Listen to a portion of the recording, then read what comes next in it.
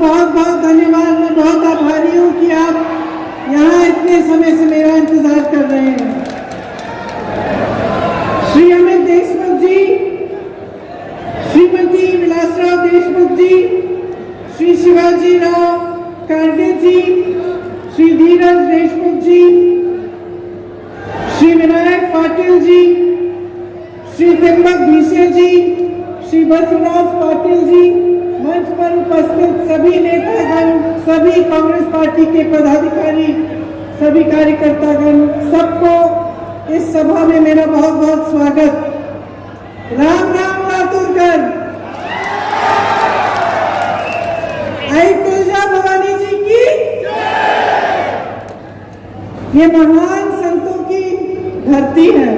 संत श्रेष्ठ उदागर जी बाबा, श्री ढोडू तांत्या महाराज जी, ये ख्वाजा बादशाह दरगाह जी की धरती भी है और डॉक्टर शिवलिंग शिवाचार्य जी की धरती भी है। इस धरती को मेरा नमन। देखिए, आपकी इस धरती ने, महाराष्ट्र ने सामाजिक न्याय का प्रतीक बनकर पूरे देश को दिखाया। शिवाजी महाराज जी, बाबा साहेब भीमराव अंबेडकर जी, महात्मा ज्योतिबा फूले जी, सावित्रीबाई फूले जी, सब यहीं के बेटे बेटियां रहे। आज यहाँ खड़े होते हुए, आपसे बातचीत करते हुए मुझे बहुत गर्व महसूस होता है कि मैं आपके बीच आई हूँ। क्या हुआ? उधर, लेकिन मेरी बहनें तो सब इधर है, फिर मैं उनको नहीं दिखूंगी। उधर जाओ।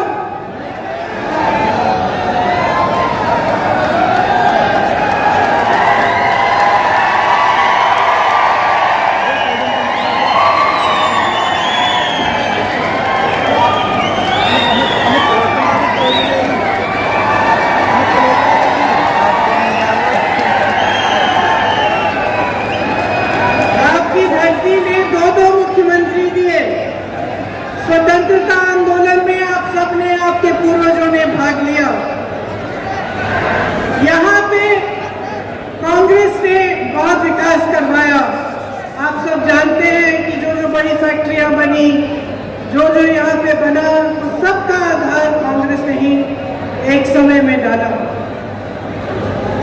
लेकिन आज आपके सामने मैं चुनाव के मौके पे आई हूँ और आपको कुछ गंभीर, लेकिन उसी समय अगर आप टीवी को चालू करेंगे, आप अपने फोन पे किसी मीडिया को देखेंगे, तो आपको क्या दिखता है? आपको यही दिखता है कि सब कुछ अच्छा है, देश आगे बढ़ रहा है तेजी से। कभी मोदी जी अफ्रीका में दिख रहे हैं, कभी अमेरिका में दिख रहे हैं, कभी जापान में दिख रहे हैं, कभी यूरोप में दिख रहे हैं, कभी सबको यहाँ भी बुलाया हुआ है उन्होंने बड़ी कॉन्फ्रेंस के लिए। भाजपा के सारे मंत्री, सारे नेता रोज रोज बताते हैं कि मोदी जी से बड़ा नेता इस दुनिया में ही नहीं है, कि हर अलग अलग देशों के प्रधानमंत्री, अलग अलग देशों के राष्ट्रपति मोदी जी की ओर देख रहे हैं कि मोदी जी चाहे तो ऐसे चुटकी बजाकर दुनिया के सारे जंगों को बंद करा सकते हैं। सुना है ना ये आपने? सुना है? तो मैं आपसे पूछना चाहती हूँ, ये हमारे प्रधानमंत्री, देश का सबसे बड़ा पद इनका, दुनिया भर की सत्ता इनकी, इनके सारे मंत्री सुबह से शाम तक कहते हैं कि कितने महान हैं, चुटकी भर में जंग बंद कर देंगे, चुटकी भर में ये कर देंगे, वो कर देंगे। 10 साल से इनका राज रहा है, क्या बंद किया है आपके लिए? सोचा है आपने क्या बंद किया है? इन्होंने रोजगार बंद किए हैं, रोजगार बनाए नहीं है, घटाए हैं इन्होंने। सोचा है कि आपके लिए क्या किया है? चुटकी बजा के क्या किया है आपके लिए? रोजगार पैदा किए? नहीं। महंगाई को कम किया? आपके जीवन में तरक्की आई? मेरी बहनों के लिए कुछ किया? जहां जहां कांग्रेस की सरकार है, आज मेरी बहनों को सरकार को। कर्नाटका में 2000 रुपए हर गरीब परिवार की महिला को मिल रहा है, आज हर महीने मिल रहा है। मोदी जी की 10 सालों के राज में क्या मिला? क्या मिला? हर जगह जाके कहते हैं 5 किलो राशन दिया है, 5 किलो राशन दिया है, अच्छा किया है, कम से कम ये तो दिया। लेकिन आपको क्या लगता है कि आपके नौजवान बच्चे जिनको मेहनत से आपने पढ़ाया लिखाया, खेती करके मजदूरी करके, आज जितना भी गरीब हो परिवार वो ये चाहता है कि उसका बेटा उसकी बेटी शिक्षित हो, उन्हें रोजगार मिले, इसलिए सब मेहनत करते हैं। परिवार के जितने सदस्य होते हैं किसी न किसी तरह से जुगाड़ करके मेहनत करके अपने बच्चों को शिक्षित करते हैं। मैं एक महिला को जानती हूँ यूपी में, चुपचाप से फॉल साड़ी के फॉल सिल के 100 रुपए के लिए सिल के उसने इकट्ठे किए पैसे ताकि उसकी बेटी पढ़ लिख सके। तो सारे परिवार चाहे कितने भी गरीब हो यही चाहते हैं कि बच्चे शिक्षित हों। और आज परिस्थितियां ये हैं कि बच्चों को आप शिक्षित कर रहे हैं और आपकी सरकार आपको कह रही है कि लोग 5 किलो राशन में खुश हो जाओ, यही तुम्हारा भविष्य है। क्या ये 5 किलो राशन से आपके बच्चों का भविष्य बनेगा? क्या वो अपने पैरों पे कभी खड़े हो सकेंगे? तो नरेंद्र मोदी जी को ये गलतफहमी कैसे हो गई कि यही काफी है, कि यही करने की जरूरत है और कुछ करने की जरूरत भी नहीं है आपके लिए? ये परिस्थितियां कैसी बनी इस देश में कि जो आप खरीदने जाते हैं वो महंगा हो गया है। सोना 73,000 का, चांदी 90,000, मिट्टी का तेल, पेट्रोल, डीजल हद से ज्यादा। सब्जी खरीदने जाती है मेरी बहनें, क्या मिलता है? आधी चीजें छोड़ के चली आती हैं। त्योहार होता है, बच्चों के लिए नए कपड़े, फीस भरनी पड़ती है, कोई बीमार पड़ता है, पता ही नहीं कि कैसे सामना करेंगे। ये तोहफा दिया है आपको 10 सालों में मोदी जी की इस महान सरकार ने, और आप चुप हैं। आप कह रहे हैं कि काफी है। बताइए बताइए, काफी है? काफी नहीं है। क्या चाहते हैं आप अपनी सरकार से? क्या चाहते हैं? रोजगार चाहते हैं? जोर से बोलिए, रोजगार चाहते हैं? महंगाई को कम करना चाहते हैं? महिलाओं के लिए स्कीम चाहते हैं? किसानों के लिए राहत चाहते हैं? नरेंद्र मोदी जी की सरकार ने 16 लाख करोड़ रुपए अपने बड़े बड़े खरबपति दोस्तों के माफ किए हैं। 16 लाख करोड़ रुपए उनके कर्ज माफ। इस देश के किसान के लिए क्या माफ किया है? इस देश के किसान पे जीएसटी थोपी है। इस देश के किसान के लिए 1 रुपया माफ नहीं किया। जब इस देश के किसान आंदोलन कर रहे थे दिल्ली में, जब 600 किसान शहीद हुए, नरेंद्र मोदी जी अपने घर से बाहर नहीं निकले उनसे बात करने के लिए। जब इनके मंत्री ने किसानों को पहियों के तले कुचल दिया, अपने जीप के पहियों के तले, तब नरेंद्र मोदी जी ने पूछा तक नहीं इनको। ये है इनकी हमदर्दी आपके प्रति। और चुनाव आता है तो सारी नौटंकी, सारा नाटक शुरू। आपके सामने बड़े बड़े वादे, 2 करोड़ रोजगार, 15 लाख आपके खातों में कहाँ है? मैं आपसे पूछना चाहती हूँ, किसके खाते में आए ये 15 लाख? मैं तो ये सवाल आपसे पिछले चुनाव में कर रही थी। पिछले चुनाव में हमने आपसे पूछा कि भाई कहाँ है वो 15 लाख, कहाँ है वो 2 करोड़ रोजगार? आप चुप थे। आपके सामने ये लोग आए, धर्म की बात कर ली, जाति की बात कर ली, जज्बातों को उभार दिया, बहकी बहकी बातें कर ली, और आपने फिर से अपना वोट को दे दिया। अब मैं आपसे पूछना चाहती हूँ, 10 साल हो गए, आपकी क्या सच्चाई है? आपकी सच्चाई आज ये है कि आपके जीवन में तरक्की नहीं आई। आपकी सच्चाई ये है कि आप कितना भी पढ़ाओ लिखाओ, कितनी भी मेहनत करो, पूरा नहीं हो रहा है आपके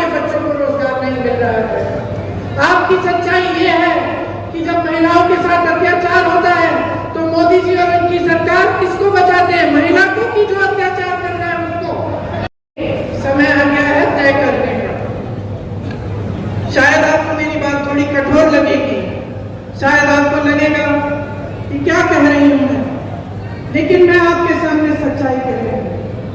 आज जहां हमारा देश है, 10 सालों से जो इस देश में हुआ है, लोकतंत्र को दुर्बल करना, आपने महाराष्ट्र में देखा क्या हुआ? क्या हुआ महाराष्ट्र में?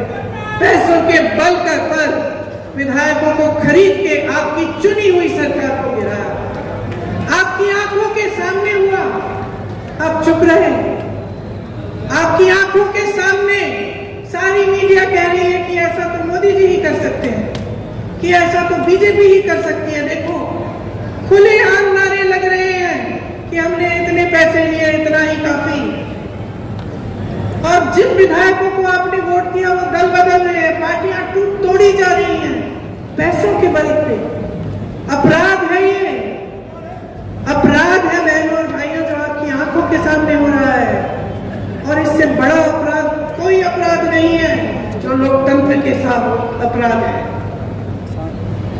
लोकतंत्र आपको बचाता है, संविधान आपको बचाता है। अगर आजादी की लड़ाई लड़ी आपके पूर्वजों ने, हमारे पूर्वजों ने खून दिया, शहीद हुए बड़े बड़े नेता, किसान शहीद हुए, नौजवान शहीद हुए, उसके लिए किस लिए? आपकी आजादी के लिए, आपके अधिकारों के लिए, एक ऐसा संविधान बनाने के लिए जिससे आपको अपने अधिकार मिले। इसीलिए इस देश में चाहे किसान हो, चाहे जवान हो, चाहे नौजवान महिला हो, चाहे प्रधानमंत्री हो, चाहे मंत्री हो, चाहे सबसे बड़े बिजनेसमैन हो, सबका समान अधिकार है इस देश के संविधान के तहत। भीमराव अंबेडकर जी ने ये संविधान दिया हमें, सब लड़े इसके लिए। और आज हमारी आंखों के सामने इसके खिलाफ हर रोज कुछ हो रहा है। इसने आपको बचाया। आज नरेंद्र मोदी जी के मंत्री, उनके सांसद, उनके उम्मीदवार देश भर में घूम के कह रहे कि दे दो हमें 400 सीटें, देखना हम संविधान भी बदल डालेंगे। संविधान क्यों बदलेंगे? किस लिए बदलेंगे?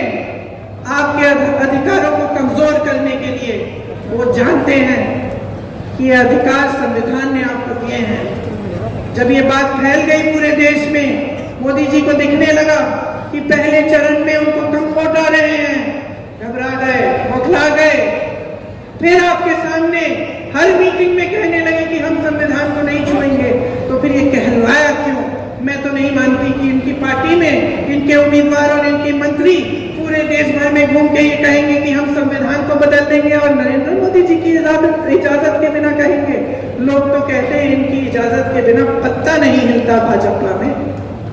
तो कहलवाया गया है ताकि ये बात फैले और ये लोग मंच पर खड़े होकर नकारे। प्रधानमंत्री जी बोले नहीं हम नहीं बदलेंगे, लेकिन जब मौका मिलेगा तो देख लेना, दावे के साथ कह सकती हूं पहले भी इन्होंने किया है कि ये बदल डालेंगे और बदलेंगे इस तरह कि इस देश का लोकतंत्र कमजोर होगा। यही हर प्रदेश में करने का प्रयास है। महाराष्ट्र में आपने देखा इनकी कैसी सरकार बनी है। आपने कहा 60% की सरकार है, मतलब हर चीज में 60% का घूस, इस तरह से काम करते हैं। जहां जहां इनकी सरकारें हैं भ्रष्टाचार फैला हुआ है। मोदी जी ने कहा कि भ्रष्टाचार को रोकेंगे, कहते हैं कि मैं अकेला भ्रष्टाचार के खिलाफ लड़ रहा हूं, मैं इकलौता इस देश में ईमानदार नेता हूं। अच्छा, तो फिर बताइए मोदी जी ने इलेक्टोरल बॉन्ड्स की स्कीम क्यों निकाली? इस स्कीम में जानते हैं क्या था? इस स्कीम में यह बात थी कि जो भी राजनीतिक दल को चंदा देता है उसका नाम गुप्त रहना चाहिए। सुप्रीम कोर्ट ने देखा, सुप्रीम कोर्ट ने कहा यह गलत स्कीम है, इससे तो भ्रष्टाचार बढ़ेगा, गुप्त नहीं होना चाहिए, सब सामने आना चाहिए। जब लिस्ट सामने आई बहनों और भाइयों तो क्या पता चला, सब जो कहते हैं कि ईमानदार है, सब खुल गया देश के सामने, सब सच्चाई देश के सामने आ गई। जिन जिन लोगों से इन्होंने चंदा लिया था, पहले उन्हें डराया धमकाया, उन पे रेड कराई, छापा पर लगवाया, जैसे ही उनसे चंदा लिया छापे बंद, केस बंद। गुजरात में जो पुल गिरा था उसको बनाने वालों से चंदा लिया, जिन्होंने आपकी कोविड वैक्सीन बनाई उसको बनाने वाले से चंदा लिया, किसी को नहीं छोड़ा, क्योंकि चंदा नहीं था, धंधा था, वसूली कर रहे थे। जब बात बाहर आई तो मोदी जी ने क्या कहा, अरे ये तो पहली बार पारदर्शी स्कीम बनाई हमने, अब तो सबको मालूम है कि किसने क्या दिया, लेकिन वो तो सुप्रीम कोर्ट ने आपसे मजबूरी करके आपसे निकलवाई वो लिस्ट, आपने तो स्कीम बनाई थी उसको छुपाने के लिए। तो जनता को बेवकूफ समझ रखा है, ये समझ रखा है कि जनता कुछ नहीं देख रही है, आप स्कीम बना रहे हो छुपाने के लिए। सुप्रीम कोर्ट कह रहा है निकालो, निकलती है तो कहते हो कि आप ही ने पारदर्शी स्कीम बनाई है।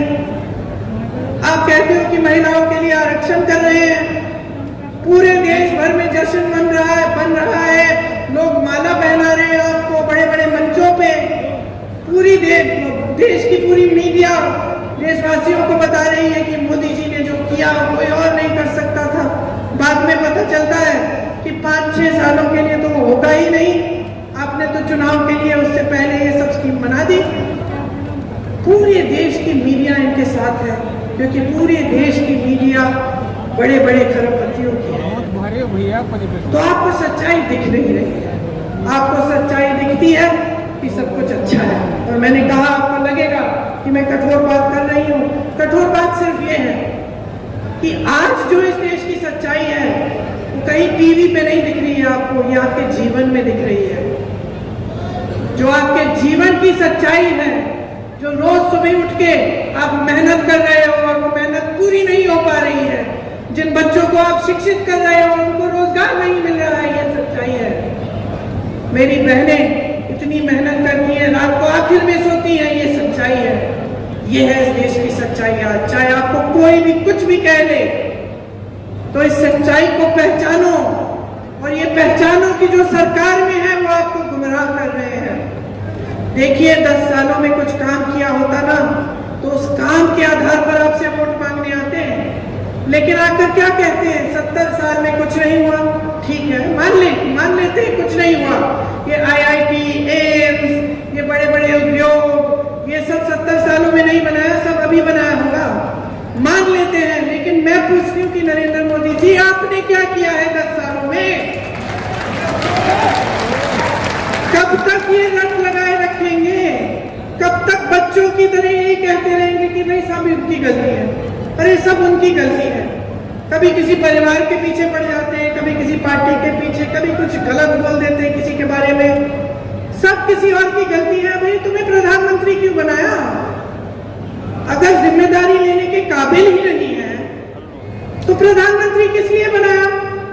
हम प्रधानमंत्री इसलिए चुनते हैं कि वो सुबह से शाम तक यही कहते रहे कि भाई जो मेरे पहले आए थे उन्हीं की सारी गलती है, अब मैं क्या करूं, मैं तो कुछ नहीं कर सकता। गुजरात को जाओ, हाँ गुजरात को हमने इसलिए तो नहीं चुना ना इनको। हम प्रधानमंत्री किस लिए चुनते हैं? कुछ करके देंगे। जब इतनी सत्ता है, इतने बड़े हैं, आपके लिए रोजगार नहीं दे पाए, आपकी खेती से कमाई नहीं करा पाए, आपके बच्चों को रोजगार नहीं, शिक्षा नहीं दे पाए ठीक ढंग से, महिलाओं को खड़ा नहीं कर पाए अपने पैरों पे, तो फिर क्या फायदा है इस बड़े नेता की? क्या फायदा है इन नेता के का? फायदा तो यही है कि टीवी चलाइए, कुछ नौटंकी आपको दिख जाएगी, है कि नहीं? आपने सुना है कितनी बहकी बहकी बातें कर रहे हैं आजकल। मैंने टीवी चलाया, पहले मैंने देखा, मुझे ऐसा लगा ये हो नहीं सकता कि प्रधानमंत्री जी ऐसी बातें कर रहे हैं। चैनल बदला, मैंने कहा हो सकता है कि कई बार ये वीडियो जो होते हैं ना नकली वीडियो, मैंने कहा होगा कोई नकली वीडियो। चैनल घुमाया, फिर वही बातें। मन में ये बात आई कि जैसे शादी में आप जाते हैं ना, वो अंकल जी बैठते हैं शादी में, देखा है एक अंकल जी हमेशा हर परिवार में होते हैं, जो कोने में बैठ के गप्पे मारते हैं और सबको ज्ञान देते हैं, है ना? है कि नहीं? आपके परिवार में है, आप जानते हैं कौन है। हर परिवार में होते हैं ऐसे अंकल जी, बैठते हैं और सुबह शाम मतलब जैसे शादी वादी का सब हो रहा है समारोह, सब लोग हैं वहां बैठ के सबको ज्ञान दे रहे हैं। जो बोर हो रहा है वहां जाके सुन रहा है कि देखिए सुने आज अंकल जी क्या कह रहे हैं, है ना? अब आप सोचो, एक दिन अगर अंकल जी ने आपको ऐसी बात कही कि सावधान हो जाओ, सावधान हो जाओ, क्योंकि एक ऐसा राजनीतिक दल है जिसने अपने घोषणा पत्र में ये लिखा है कि एक एक्सरे की मशीन लाएंगे और उस एक्सरे की मशीन को आपके घरों में घुसाकर जहां जहां आपने बचत की है, किसी डिब्बे में रखी है या फिर आपने वो जो अन्न का डिब्बा होता है उसके नीचे रखा है, या फिर आपकी महिलाओं के जो मंगलसूत्र हैं या आपने सोना बचा के रखा है, वो एक्सरे मशीन उसको निकाल के लेगी और ये राजनीतिक दल जो है उसको चोरी करके किसी और को दे देगा। अब आप मानो कि ये अंकल जी ने कह दी ऐसी बात और आप वहां बोर होके खड़े हैं सुन रहे हैं, तो आप क्या कहेंगे?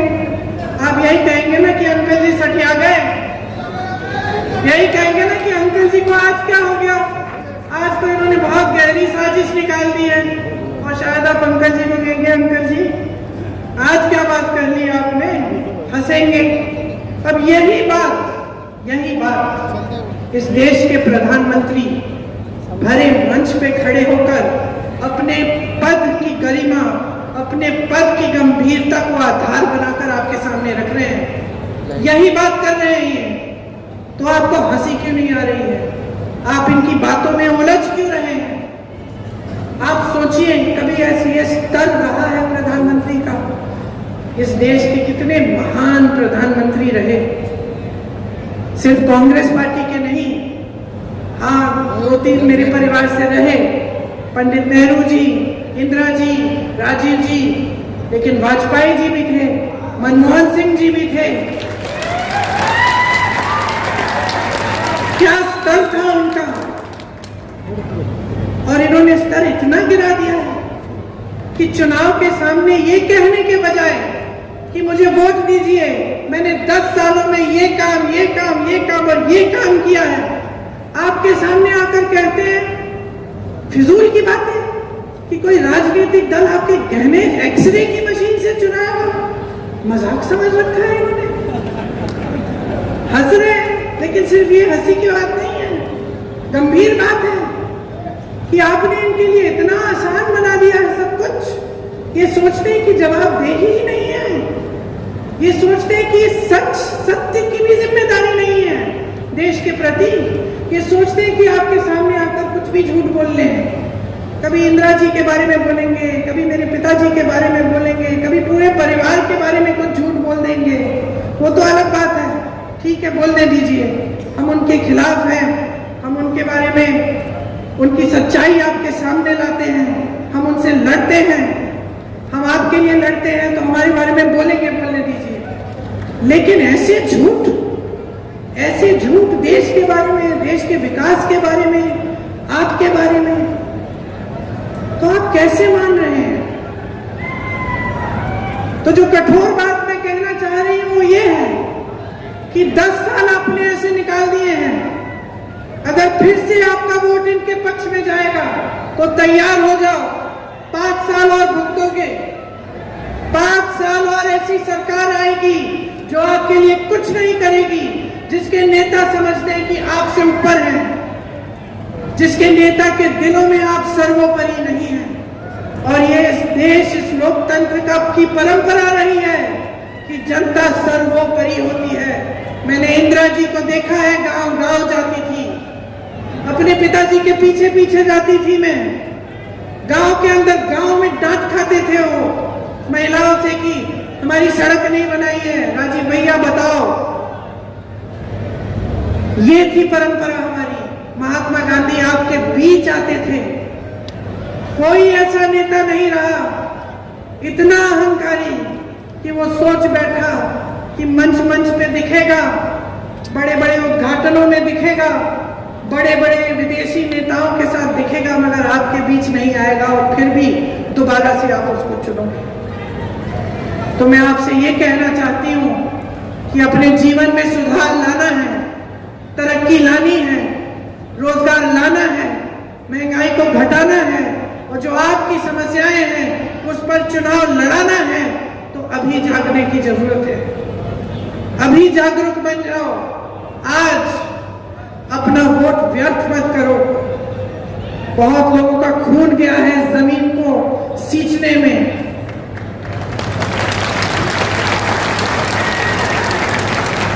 इस देश को आपने बनाया है। आप जब खेती में मेहनत करते हो तो सिर्फ अपने परिवार को नहीं खिलाते हो, पूरे देश को खिलाते हो। आप जब जवान बनते हो, सरहद पे जाते हो तो पूरी देश की रक्षा करते हो। मेरी बहनें, जब आप नई पीढ़ी को, अपने बच्चों की आप परवरिश करती हो तो आप इस देश की नई पीढ़ी को तैयार कर रही हो। ये देश आपका है। ये वोट हल्के में मत लो। इस वोट को गंभीरता से समझो कि आज आपका देश कहां है, किस मोड़ पर आ गया है, कि अगर आप जागोगे नहीं, इस देश को आज बचाने का काम नहीं करोगे तो पता नहीं कहां पहुंच जाएगा। जो आपको दिखाया जा रहा है टीवी पे, इश्तिहारों में, सच नहीं है। सच्चाई आप जी रहे हो। इस सच्चाई को पहचानो। कांग्रेस पार्टी गारंटी लाई है। मैंने कहा बहनों के लिए सालाना 1 लाख रुपए देंगे हर गरीब परिवार में, जो सबसे ज्यादा उम्र की महिला है उसके लिए, ताकि आप बचत कर पाए, ताकि आप अपने पैरों पे खड़े हो पाए। किसानों के लिए जितनी भी चीजों पे आप खेती के लिए इस्तेमाल करते हो, जिन पर जीएसटी है, वो सब जीएसटी से मुक्त करेंगे। आपको एमएसपी कानूनी स्तर पे मिलेगा। कानून बनाएंगे, एमएसपी भी आपको मिलेगा ही मिलेगा। और ये जो 16 लाख करोड़ के माफ कर रहे हैं ना, ये ऋण अपने बड़े उद्योगपति दोस्तों के, इसके बजाय हम जो आपके ऋण हैं उनको माफ करने के लिए एक स्थायी आयोग बनाएंगे, ताकि किसी सरकारी ऑर्डर की जरूरत नहीं होगी। जब आपको ऋण माफी की जरूरत होगी, आप आयोग में जाकर अपने ऋण माफ करा पाएंगे। हम आपको मजबूत करना चाहते हैं, इस देश की खेती को मजबूत करना चाहते हैं। इसके लिए हम खास नीतियां लाएंगे। हम नौजवानों के लिए एक 5,000 करोड़ रुपए का फंड बनवाएंगे, जिससे जब आप अपने छोटे छोटे कारोबार शुरू करना चाहेंगे तो आपको उस फंड से पैसे मिलेंगे। जो स्नातक पास बच्चे हैं, जो शिक्षित हैं लेकिन रोजगार नहीं मिल रहा है, हम कह रहे हैं कि आपको जैसे ही आप पास होंगे, आपको हम एक अप्रेंटिसशिप प्रोग्राम में लगवाएंगे, ताकि 1 साल में आपके कम से कम 1 लाख रुपए बन जाए। हम कह रहे हैं कि मोदी जी की सरकार में 30 लाख सरकारी पद खाली हैं, हम उनको भरेंगे। हम किस आधार पर कह रहे हैं ये? आप सोचोगे कि चलो ये आई थी, इन्होंने भी बड़ी बड़ी बातें कह ली कि हम ऐसा करेंगे वैसा करेंगे। वो तो मोदी जी भी कह गए थे 5 साल पहले, 10 साल पहले, फिर कुछ नहीं हुआ। पता है आपको कैसे मालूम होना चाहिए कि मेरी बातें हल्की नहीं है। कर्नाटका में देखिए, पास में है ना कर्नाटका। जितनी गारंटी हमने दी, चुनाव से पहले जो गारंटी दी, सरकार बनने पर वो गारंटी पूरी हो रही है। छत्तीसगढ़ में हमने वही किया, किसानों के कर्ज माफ किए। हिमाचल प्रदेश में हमारी सरकार है, हर रोज गारंटियों को पूरा करने का काम हो रहा है। तेलंगाना, धन्यवाद, तेलंगाना में भी हमारी सरकार है, तेलंगाना में गारंटी पूरे हो रहे हैं। अब की बार आपकी सरकार, अब की बार आपकी सरकार, अब की बार जनता की सरकार। बहुत हो गया है, बहुत सह लिया आपने। और मैं आपको बता देती हूँ कि मोदी जी और उनके सारे मंत्री समझ रहे हैं कि जनता का मूड बदल गया है। खेलती नाटक नौटंकी अब नहीं चलेगी, अब सच्चाई चलेगी। अब जनता सत्य चाहती है, जनता अपनी पुरानी धार्मिक परंपरा वापस चाहती है। जब हर नेता जनता के सामने झुके और हर नेता समझे कि जनता के प्रति उसकी एक बहुत बड़ी जिम्मेदारी है, और सबसे बड़ी जिम्मेदारी यह है कि जनता के सामने सच बोले, जनता को झूठे वादे न करे और जनता के लिए सत्य के पथ पे चले। यही सबसे बड़ी जिम्मेदारी है। देखिए, नेता का धर्म सेवा होता है। ये परंपरा आपने डाली नेताओं में, अब आप पीछे हट रहे हैं। अब आपने ये सिलसिला जारी कर दिया इस देश में कि नेता सोचता है धर्म की बात करेगा, काम करने की जरूरत नहीं है। मैं एक महिला के घर में गई थी, यूपी में, फिरोजाबाद में। कुछ नहीं था, सड़क नहीं थी, बिजली नहीं थी, पानी नहीं था। मैंने उस महिला से पूछा, इस चुनाव में वोट किसको दोगी? उसने कहा, दीदी वोट तो हम ऐसे करा, मुझसे कि कहना नहीं चाह रही थी। फिर मैंने पूछा, तुम बता दो। कहती है, वोट तो हम धर्म और जाति के आधार पर डालेंगे दीदी।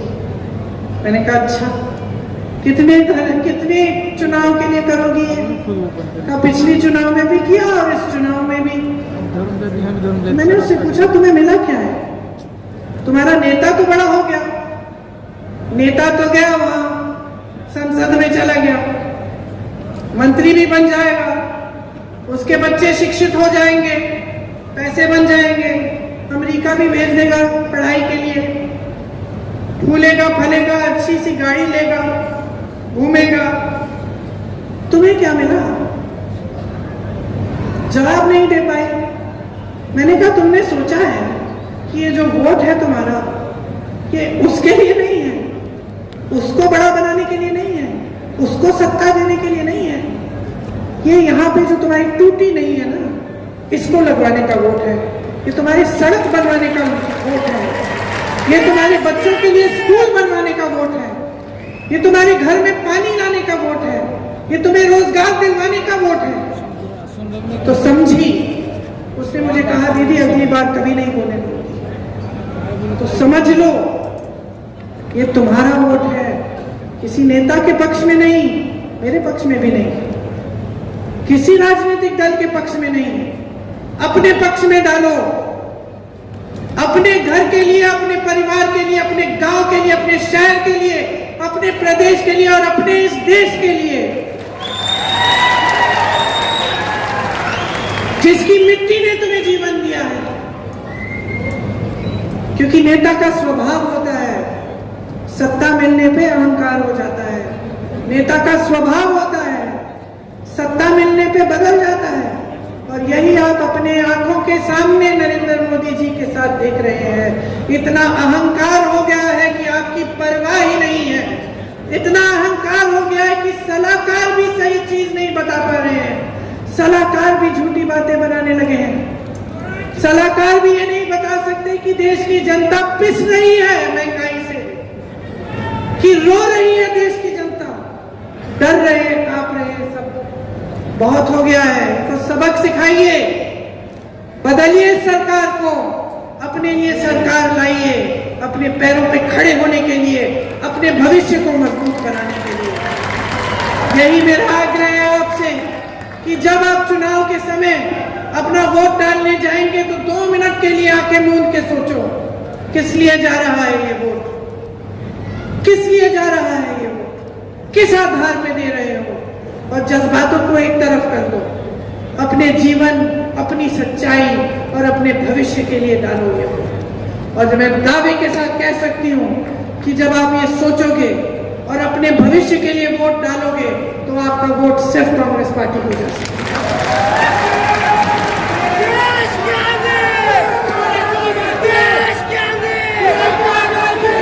यहाँ के हमारे उम्मीदवार हैं, मैंने आपके बारे में बहुत अच्छी अच्छी चीजें सुनी है, आपके लिए समर्पित है।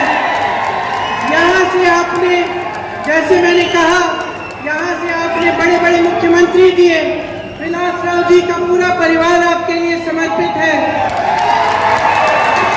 हम आपके लिए समर्पित हैं।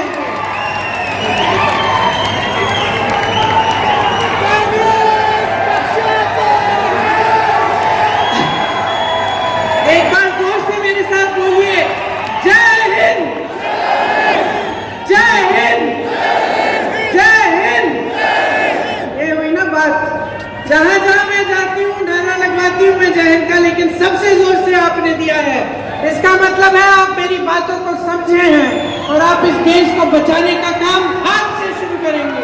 धन्यवाद।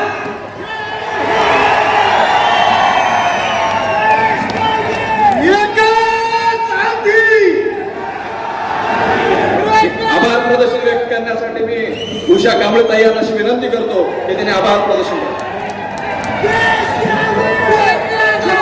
लोकसभा के चुनाव के मौके पर आई हमारे देश की नेता देश की आदमी प्रियंका जी गांधी यहाँ पर उपस्थित रही। ये राह भले हो लंबी, ये राह भले